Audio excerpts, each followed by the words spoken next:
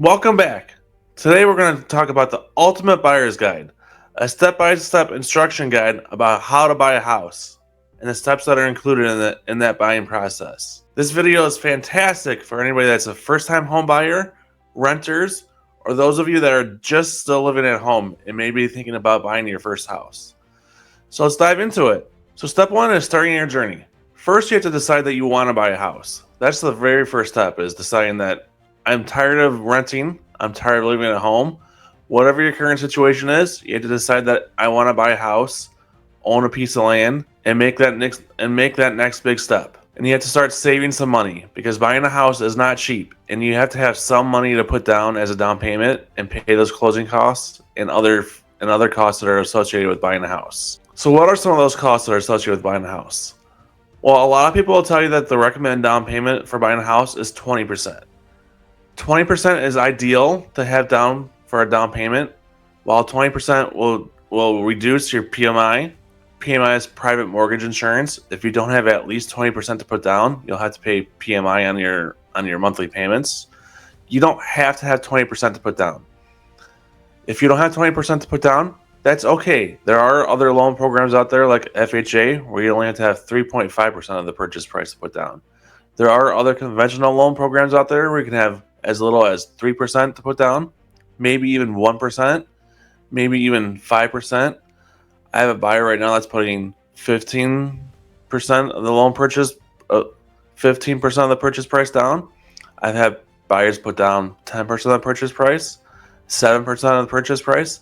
Any number you can think of, they've put it down. If you're a veteran or you're an active military buyer, you could put down as little as 0% of the purchase price. In veteran loans, they have no PMI because that's an added benefit of being a veteran or an active duty military buyer. There's just no PMI with it. There's also another loan program out there backed by the federal government called a USDA loan. That's as little as 0% down also. So there are lots of loan programs out there to help you out with buying a house. Some as little as 0%, some as high as 20%, and you can put as much down as you can save. Now you need to also budget for additional costs. So in addition to your closing costs, there's costs such as closing costs, moving expenses, the home inspection, the appraisal fees, realtor fees, and other things. We'll get into all these expenses here in a little bit in the video. Part of getting ready to buy your house is your credit score. Check your credit score. There are lots of free apps out there. Some of the apps are a little more accurate than others.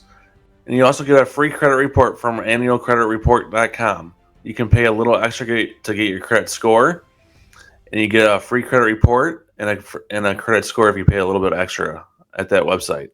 But your credit score impacts your interest rate that you receive on your loan. So your credit score actually matters quite a bit in the purchasing process. So what do creditors look for in your credit score? They look for on-time payments. They look to make sure that you don't have any defaults in the last 5 years. They look to make sure that you're not constantly opening and closing new credit lines. They like to make sure that you're using your credit wisely. They want to make sure that you actually have credit. They don't want a brand new 18-year-old buyer that has no established credit, because they don't want to lend to that person because they don't know if you're going to pay back your loan or not. They don't know if you're just going to take out a home mortgage and just totally walk away and the bank will have to foreclose on the house. So they look at a bunch of different things. They look at your debt to income ratio. Do you have a lot of debt and not making much money? Well, that's an issue for the bank. They look at a bunch of different issues, and you want to try and avoid a bunch of new inquiries on your credit. So you don't want to be applying for new credit lines, new credit cards when you're starting to apply for mortgages. Trying to avoid that as much as possible. Trying to avoid hard credit hits to your credit. Soft credit hits are okay, but try to avoid those hard credit hits where they pull your credit, like for car loans and stuff like that. During this process, you want to create a budget. A budget is really important. You want to understand what you can afford. We all love those multi-million-dollar mansions, but we can't all afford them. Understanding what you can afford will really help you down the process when you actually start looking at a house. You know whether or not you can actually afford the $500,000 house, or if you can only afford the $300,000 house. So creating a budget and talking to your lender and telling your lender, yeah, maybe my finances say that I can afford a $500,000 house, but I can only comfortably afford to make the payment on a $250,000 house. So that's where I want to stick around. So while the lender may technically be able to approve you for a $500,000 house, just tell them, like, I only want a pre-approval for a $250,000 house. And that's perfectly fine. We'll only look at houses in that $250,000 range, because that's where you're comfortable at. Those are the payments that you want to make right now. Maybe in 2 or 3 years when you're making a little bit more money and you're a little more comfortable, maybe you'll sell that $250,000 house and you'll trade up for a higher price house. Who knows? Your situation might change. We'll see where you're at in a couple of years. But for right now, you want to stick to that lower price house. A budget and what you can comfortably afford matters a lot. Don't overextend yourself. You want to be able to make those house payments every single month. You got to make sure that you calculate in property taxes, HOA fees, and homeowners insurance. A lot of buyers forget about that kind of stuff. Property taxes come every single year. You got to pay them, whether you pay them on a yearly basis or a quarterly basis or a biannually basis. You have to pay them.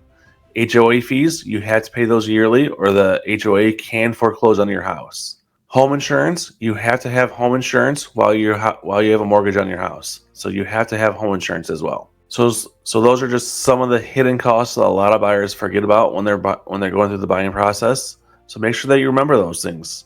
If you need a rough estimate about what those kinds of things cost, give me a call or shoot me a text. I can give you a rough estimate about what those kinds of things cost in different price points. You can also use online calculators. Just Google mortgage calculator. It comes up with like 5-10 different calculators you can use, like a Zillow calculator, a bank rate calculator. You plug in all your numbers in there that you want to use, and it'll calculate it for you. Those numbers are fairly accurate. They're not 100% accurate, but they're pretty close to what you'll actually pay per month. So play around with those calculators for yourself before you actually go talk to a lender, and see what you think that you'll be paying per month.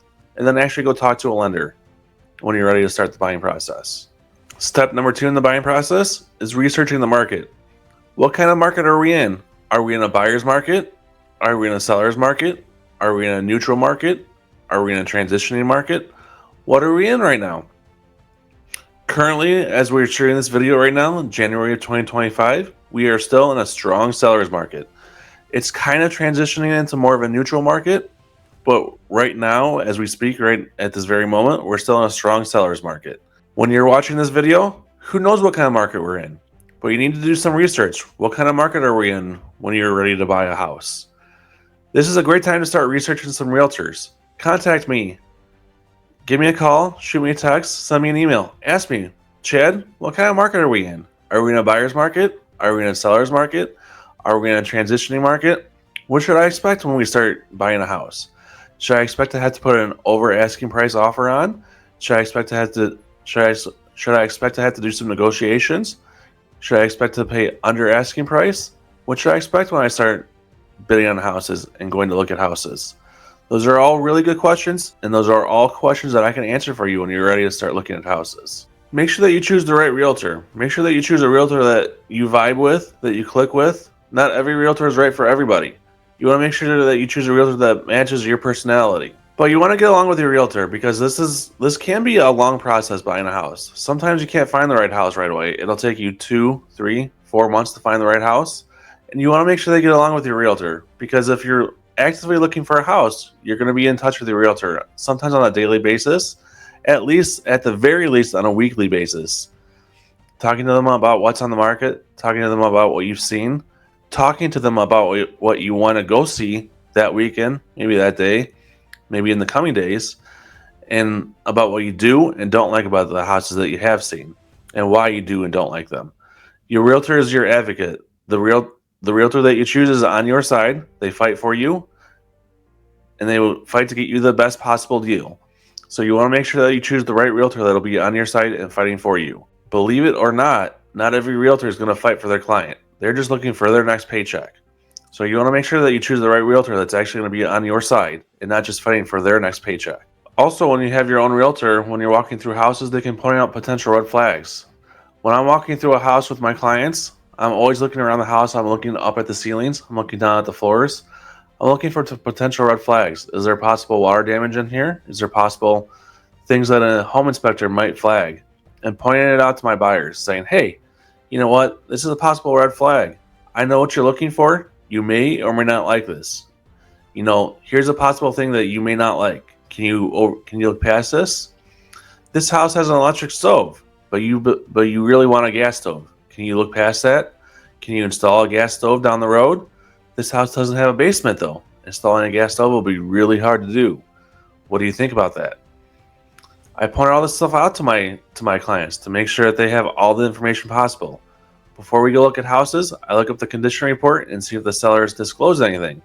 I work really hard on the side of my buyers to make sure that they have all the information possible. I want to make sure that they walk into every house and make sure that they have all the information possible and make sure that they make an informed decision before they walk out of that house and decide whether or not they even like it or not. And definitely before they decide to put an offer on the house.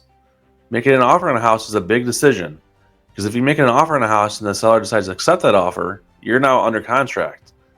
And sometimes it can be really hard to get out of that contract. So I want to make sure that my buyers actually want to make an offer on that house, make sure that they actually like that house before they decide to put an offer on it. So step number 3, once you've done your market research and once you've done some saving, you want to shop for some lenders and get yourself a pre-approval. A pre-approval is like gold. You want to have a pre-approval when you start actually shopping for houses. Without a pre-approval, you can't put an offer in on a house, because the seller's going to want to see a pre-approval with any offer to know that you can actually buy the house. Now think about it. If you're a seller and you get an offer on your house and it doesn't have a pre-approval, why would you want to accept that offer? Because you don't know for sure whether or not that buyer can actually buy your house. You don't have any proof that says that this buyer is actually qualified and can actually go through with the process and actually close the loan and actually buy this house in the next 30 or 40 days. So you want to have this pre-approval to submit with any offers and show that you can actually close this house in the next 30 or 45 days whenever we set closing for. So you want to make sure that you shop around for a lender that you trust and that you know and that has the right loan programs that fits your needs and your personality, and get a pre-approval from that lender. If you need any lender, I work with about a dozen different lenders, and I'm happy to give you any recommendations if you don't have any lenders that you absolutely love and want to work with.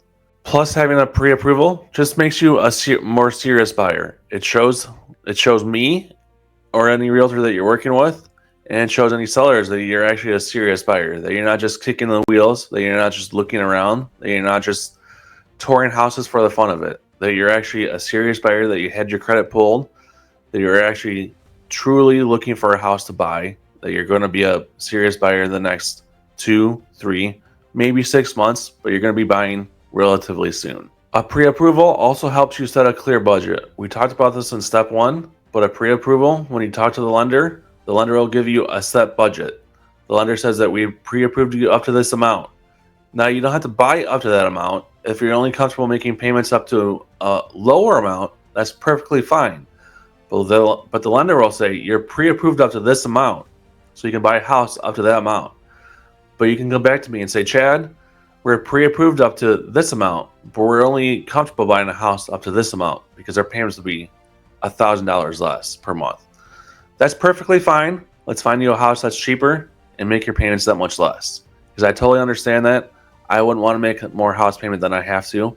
If I can find a house that I absolutely love for less money, then let's do it. I'm on your side. I work for you, and I want to find you the house that you absolutely love for the price that you love. So let's go out there and let's find it for the best possible price.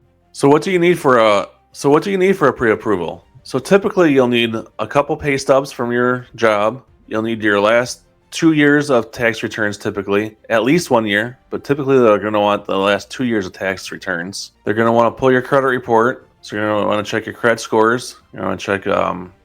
Lenders will also want some kind of documentation showing that you're an actual U.S. citizen. They'll want like your driver's license. Some lenders may require your social security card, maybe a passport, something like that, just to prove that you're an actual citizen of the United States and can buy a house here legally, or maybe an ITIN number if you're here on some kind of work visa or something like that. Just something that shows that you can actually buy property here in the United States. Now, if you are here on an ITIN number, there are only certain lenders that can work with an ITIN number. So let me know if you are here if you do have an ITIN number instead of a social security number, because there are specific lenders that I can send you to that can work with that number. And that's perfectly fine. There are just certain lenders that can only work with that. And just so you know, not every lender is built the same. Certain lenders will give you a better rate than others. Typically, local credit unions will give you a better rate than the big national banks such as Chase, Wells Fargo, and also local credit unions and local lenders are typically a lot better at responding than the bigger banks like Chase and Wells Fargo and people like that. Also, you want to try and use local lenders because they're a lot better at just communicating. If you want to put offers in on the weekends, or you need to talk to your lender on a Sunday or a Saturday afternoon, your local lender will usually respond to you on a Saturday afternoon or a Saturday evening.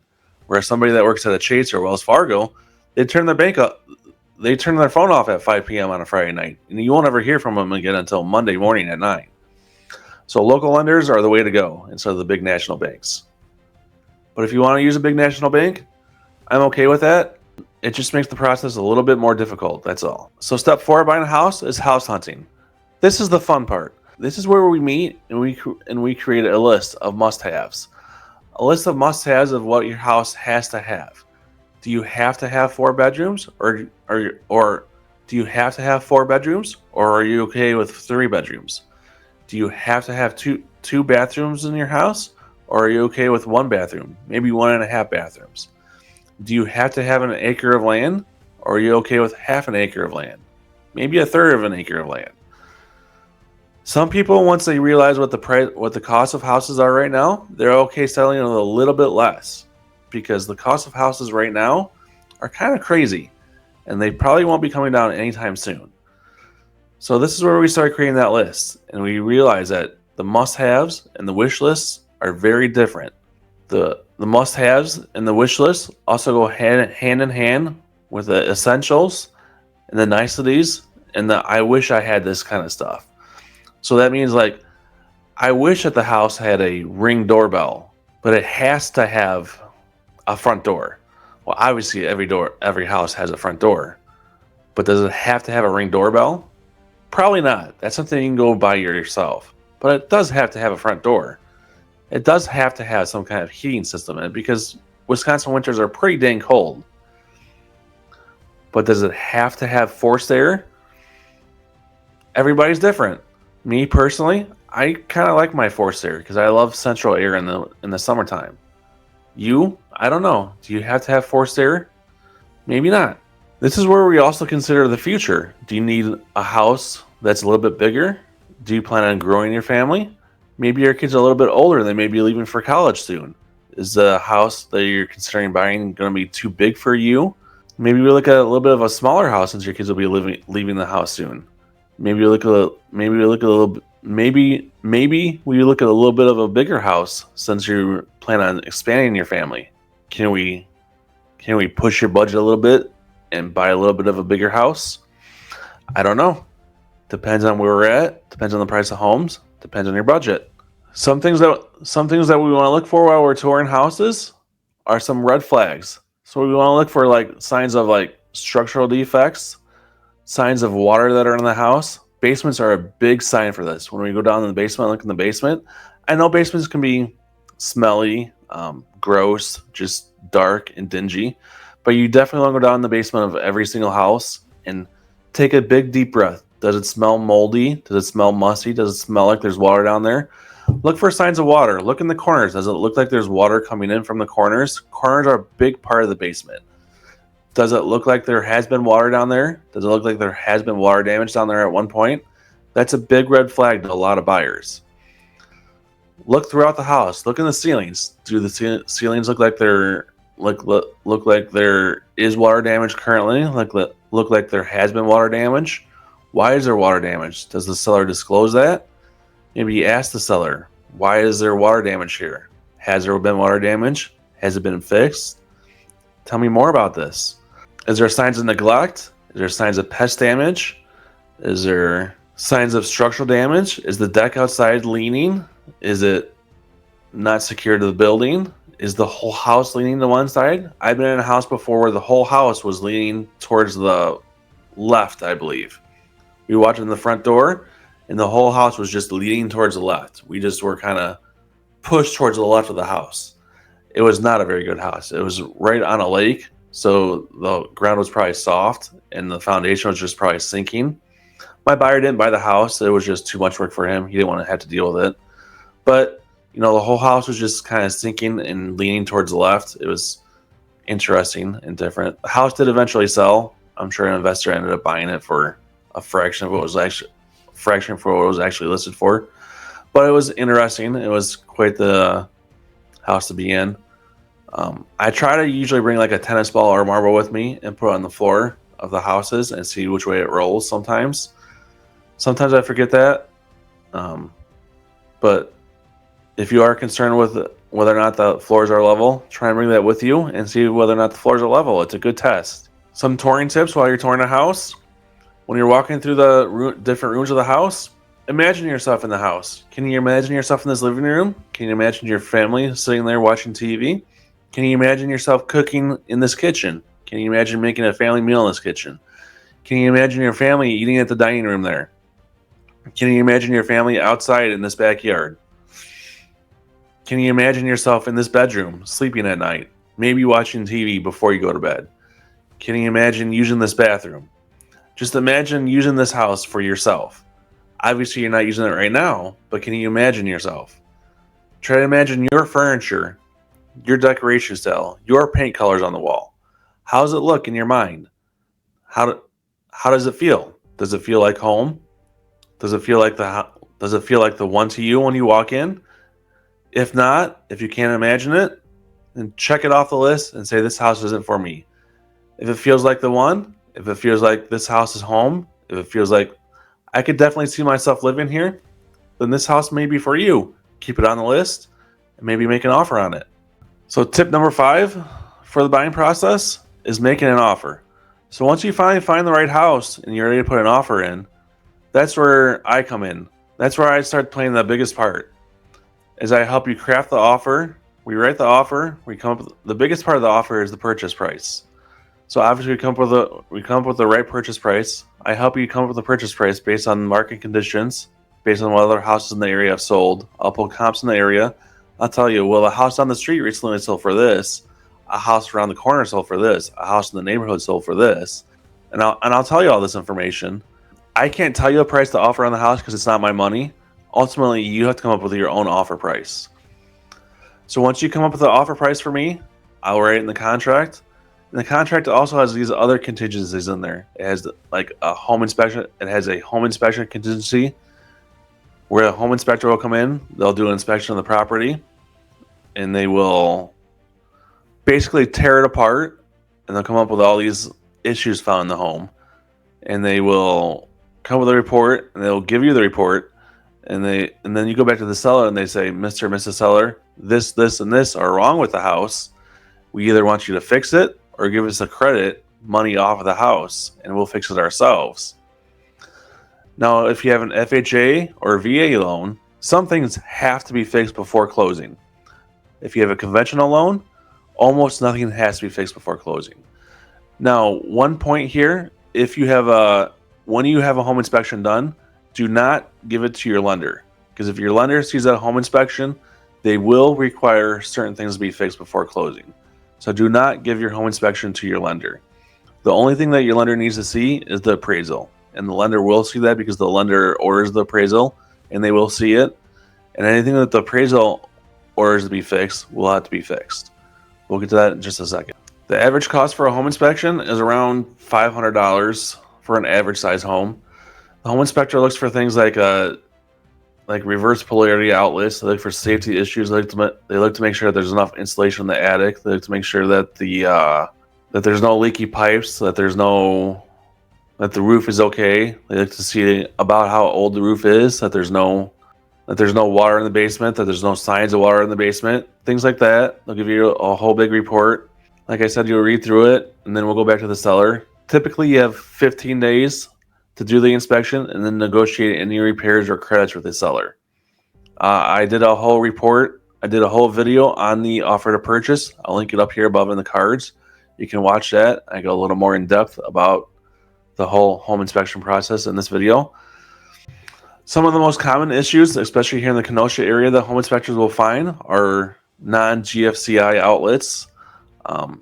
just some older wiring, just because a lot of houses here in the Kenosha area, especially as you get closer to downtown in the Forest Park area, were built in the 1920s, 1930s, and 1940s.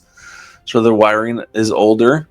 The roofs are a little bit older. Some of them haven't been replaced in the last 20 or 30 years. Their foundations are brick or stone. So they may get a little water in them. A lot of the foundations are okay though, as long as it's not like gushing water in there. You don't have, inches of water that stand in the basement. A lot of houses now have sub pumps on there. They have drain tile, so even if they do get a little water down there, the water is immediately pushed out by the sub pump. But some buyers, they're still like, I don't want any water in my basement at all. So everybody's different. You just have to make that decision for yourself. The next process after the inspection is the appraisal process. So the appraisal is an independent third party that comes in and they appraise the value of the home. And they determine whether or not the home is actually worth what you're under contract for. Now, if it's not worth what you're under contract for, then you have to go back to the seller and say, Mr. and Mrs. Seller, the home didn't appraise.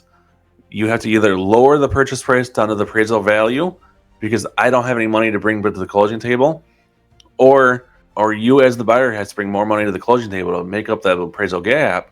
Or what happens sometimes is that the seller lowers the price a little bit and you bring a little more money to the closing table and you kind of meet in the middle. Now, honestly, what happens most of the time is because most, especially first-time home buyers, don't have any extra money because they're already tapped out because of closing costs and realtor fees and all those other fees, down payments and stuff like that. What happens most of the time is that the seller just lowers the price down to the appraisal fee because sellers just don't want to put their house back on the market, and we just proceed the way that we should instead of putting the house back on the market. Your lender will see the appraisal, and they will make sure that everything on the appraisal is okay. The appraiser, they will check certain things. The appraiser is supposed to kind of do like some safety issue checks. They're supposed to check like the outlets. They're supposed to check the insulation in the attic. They're supposed to check the roof.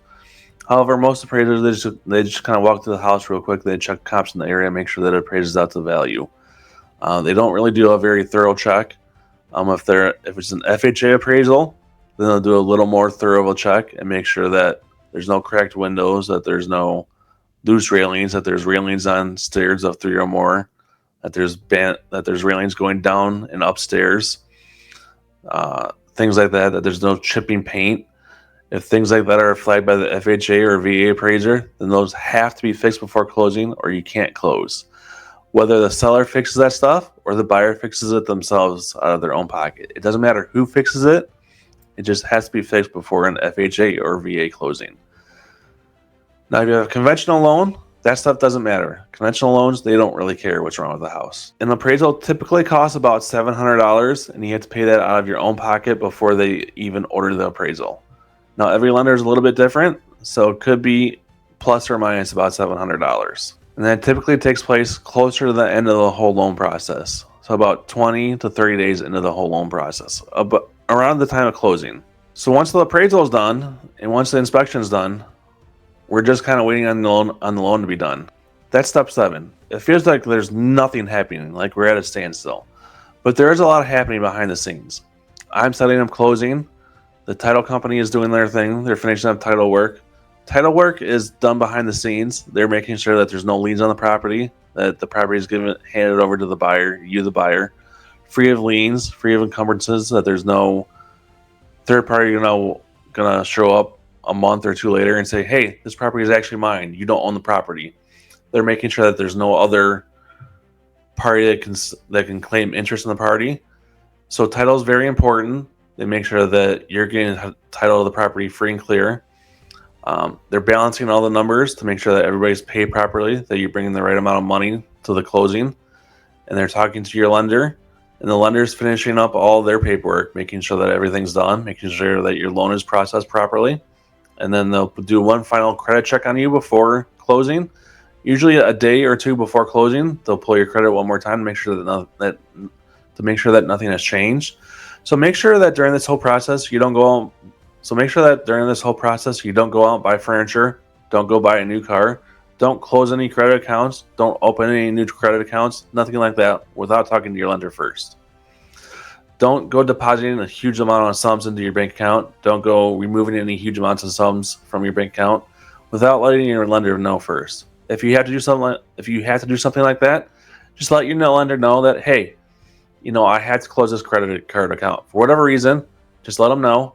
Usually it's okay, but let them know, because just tell them, like, this credit card company is going out of business for whatever reason and it's going to close. Your lender will probably say, okay, I'll just mark it on the credit file, let the underwriters know, and we'll work through it. It is what it is. It happens sometimes. But just don't go do it by yourself without letting your lender know. During this waiting process, you'll be getting a lot of emails from your lender and from title company about how to wire funds to the title company for closing. If it's anything over $50,000 or over, you'll probably have to wire funds to title, your closing funds. So on closing day, you'll have to bring money to the closing table. It'll include your prepaids and the money that you're paying your lender, and any realtor fees if you have to pay your realtor out of your own pocket, which sometimes you do now. A lot of times you don't, but sometimes you do. And your lender will also be sending you updates and documents to review and sign off on. They'll be sending you a closing disclosure. It's called a CD.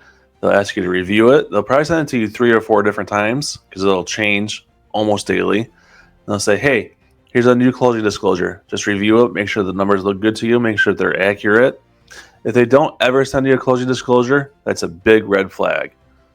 You should be getting a closing disclosure at the very beginning of the process, and then again at the end of the process several times. They'll be giving you a closing disclosure. Make sure you review the numbers. Make sure that they look good. Make sure they look fine to you. Make sure you understand them. And if you have questions, either reach out to me. I can answer them because I've seen hundreds of closing disclosures. Reach out to the title company. They can explain them to you. If you're using a lawyer, ask your lawyer, or reach out to your lender. They can explain it to you. Any one of us can explain them to you. But if you have questions, ask. Don't just go through the process without asking. An informed buyer is a good buyer. We like informed buyers.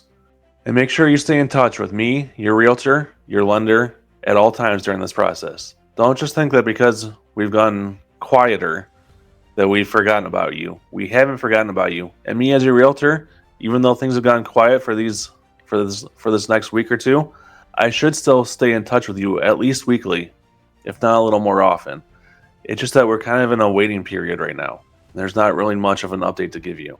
Finally, step number 8 is closing day. We all love closing day. This is the day where you sit down at the closing table and you sign a bunch of documents.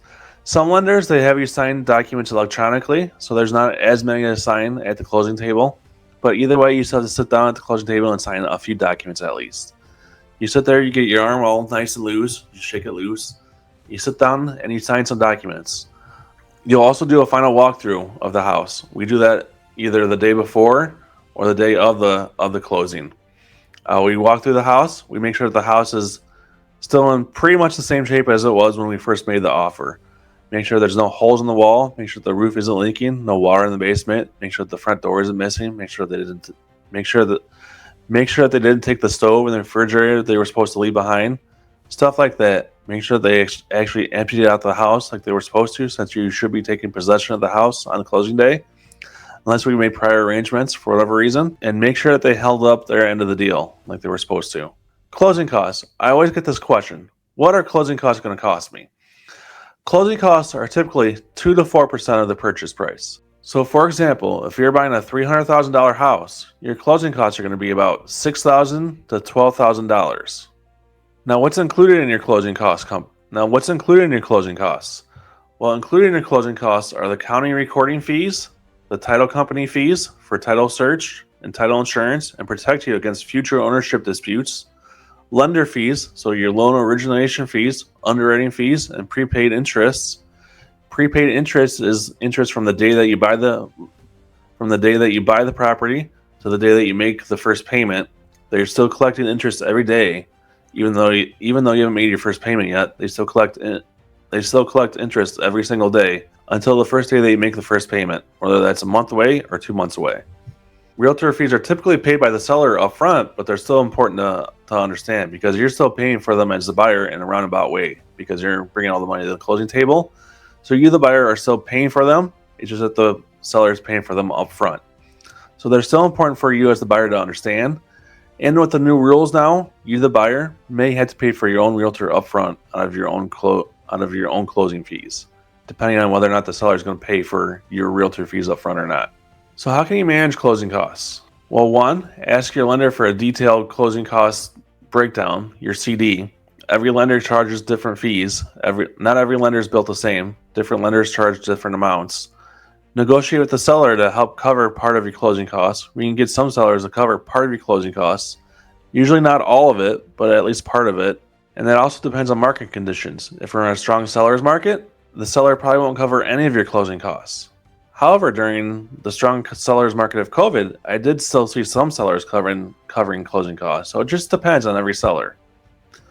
And make sure you shop around for things such as homeowners insurance. And some people would say title insurance. However, title insurance here in Wisconsin is a set fee for every title company. So you won't find too much difference between title companies from one company to another here in Wisconsin. Now, if you're in Illinois and you're shopping for title insurance can vary a lot between title company to title company. So on closing day, what should you expect? On closing day, the documents that you'll sign is the loan agreement, agreeing that you're going to pay back your loan to the lender, and you're going to sign the property deed. Those are two very specific things that you're going to sign, along with a bunch of other documents that your lender may want you to sign. But you're going to for sure sign those two things. And funds are going to need to wire or bring with you in the forms of like a cashier check or a money order. And you also need to make sure that your funds are there. To make sure that your funds are there, make sure that you have them wired there. Typically they're gonna always be wired there. You should have wiring instructions sent to you by the title company, usually 2 or 3 days before closing. Make sure that they're wired there. If it's $50,000 or less, some title companies will let you bring a cashier's check with you to closing, but almost every title company would prefer you to wire it. Now, there are a lot of wire scams out there, so when you're wiring the money, make sure you're wiring to the proper account. Follow the wiring instructions that are emailed to you very carefully. I do not know these wiring instructions. They are not sent to me. So once you get these wiring instructions, do not call me and ask me if they're correct or not. Only call a title company. The title company's phone number should be on that email that's sent to you. Call them and ask them for instructions if you need any help. So now that you own your new house, you got to move in. Hopefully you've already set up utilities. You've called We Energies. You've told them about the move-in date, and you've transferred gas and electric to your new house. So your house will be set up and ready to go. Hopefully you've called some kind of internet service, phone service, and you've transferred service over to your house so you can have internet ready to go. Because we all love internet. We can't live without internet right now in today's world. Hopefully you've budgeted for some moving expenses. I hate moving, so next time I move, I'm going to hire some movers. Movers aren't super expensive, but they aren't super cheap either. Make sure that you budget for that kind of stuff. Don't pay for any of this stuff before your loan closes, but make sure you set some money aside and pay for movers after your loan closes. And then after your loan closes, go shopping. Go buy some new furniture. Decorate your house. Buy some new paint. Get ready to paint. Make the house yours. Kick the old owners out. Make the house yours. Make it you. And walk the neighborhood. Get to know your neighbors. Are your neighbors friendly? How are they? I'm sure during showings we've met a couple of them or at least seen them outside. But walk the neighborhood. Introduce yourself. Maybe make some pies or buy some pies from Costco and take them to the neighbors. Getting to know your neighbors is really important because when you're on vacation or when you're at work, you want your neighbors to pay attention to your house and make sure that they keep it safe. And now that you own your house, make sure that you're maintaining it properly. Make sure that you're cleaning out those gutters every spring and fall. Make sure that you're doing the proper exterior maintenance. Make sure that you're grading the soil away from your house. Mulch. Even though mulch looks beautiful, try not to put mulch right up against your house. Mulch absorbs water and puts water right into your foundation and just helps water go into your basement. So try not to put mulch right up against your house. It looks really pretty, but it's actually really, really bad for your house. Make sure that you extend those gutters and downspouts away from your house, at least 6 feet away from your house. I know it's a pain in the butt when you're mowing the grass, but it really helps the foundation of your house. If you have a house that's wood siding like mine, make sure that you paint it every 3 to 5 years to keep that wood siding up. If you have a wood deck, make sure that you're also staining that every 3 to 5 years. Make sure that you're budgeting for stuff like a new furnace, a new roof every 10 to 20 years. Make sure that you're having your HVAC system cleaned every year, every spring and every fall. Make sure that you're changing those furnace filters every 3 months. Make sure that you're doing all of these home maintenance tips. Being a homeowner is a big responsibility, and it's not necessarily cheap. If you guys have any questions at all about this kind of stuff, give me a call, shoot me a text. I'm happy to help, happy to point you in the right direction. So wow, we learned a lot in today's video. We started off by saving. We researched the market, found ourselves a fantastic realtor sitting right here, of course. We got our pre-approval. It's just like gold. Then we started the fun part of actually looking at houses. We made that offer that got accepted by the sellers. We clear all the contingencies, the home inspection, the appraisal, the loan contingency, and anything else that we might have put in our offer. We waited around for everything to be done. We went to closing. We moved in, and we got all those bonus tips done. It's really important to be prepared when you're ready to buy a house. This buyer's roadmap is just a guide. When you're actually ready to buy a house, make sure that you contact me. Having a real-life expert in your corner to help guide you through buying a house is invaluable. I'm here and ready to help anytime that you're ready to buy a house. If you're actually ready to buy a house, I'm super excited for you, and I can't wait to help you through the buying journey. If you found this content at all invaluable, make sure that you like, subscribe, and share this with your friends, because I'm sure that they would find this valuable too. I hope they have a great rest of your day, and I can't wait to see you in the next video.